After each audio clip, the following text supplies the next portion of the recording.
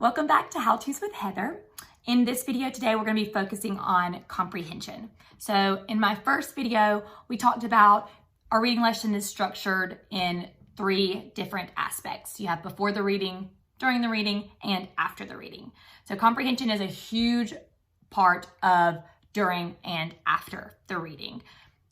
It's super important, especially for our ELs, so English language learners, because this is something that they struggle with in first grade and kindergarten, but also in middle and high school. It's a huge problem, and a lot of students can get away with knowing the words and being able to read and coasting, but it's not really going to help them if they don't understand what they're reading, if they don't know what they're reading about and can apply that knowledge to their life and to their assignments and things. So comprehension is huge, and it's a really big aspect of your time with the student.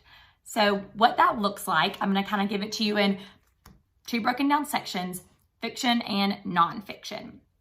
Now, something to know also is comprehension checks can be done throughout your time. So no matter when you're reading your book, whether you just started and you're on page 2 or you're done and you're having them talk about it then, it's always good to just check for those comprehension, make sure that they understand what they're reading and they know what's going on. They're not just, struggling through it and just trying to appease you and get done.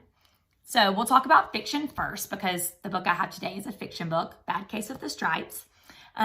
So when you're reading a fiction book, you can check comprehension in a few different ways. One of those ways is to retell the book after the reading. So just tell what happened throughout it. You can even break it down further and say the beginning, the middle, and the end of the book. Have them talk to you about those times. Another way to check comprehension in a fiction book is to ask about the characters, the setting, the problem, and the solution. So just basic story elements of a fiction book gets the kids thinking and kind of gets them in the know. Another way that you can develop comprehension in the students is by asking them the 5 W's and the H questions. So who, what, where, when, and how.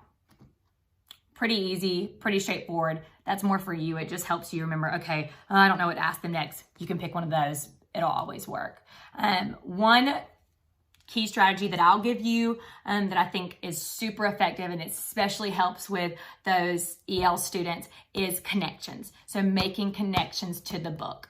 And what that looks like is you saying something. So in this book, for example, she doesn't like lima beans. So she never wants to eat her lima beans and then she gets sick. So you can kind of ask them, is there a food that you don't like? Do you ever avoid eating something at the dinner table or maybe in the cafeteria at school? Then they have a connection and they automatically know what the problem is because she gets sick because of the lima beans.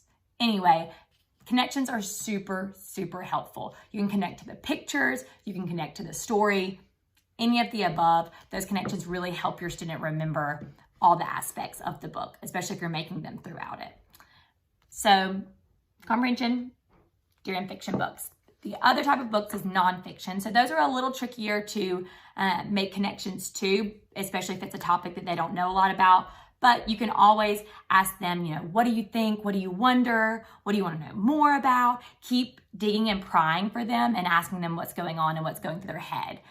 You can also kind of ask them, well, what's the topic? And then what are some facts you learned? What did you learn from it? Or maybe even go as far as to say, well, what's the purpose of this book? Who would write it? Who would read it? Why would we need to read this fiction book? Just some options, but keep in mind that comprehension is a huge aspect and it's really important to keep asking them what's going on, why, how, and make sure that they understand what they're reading.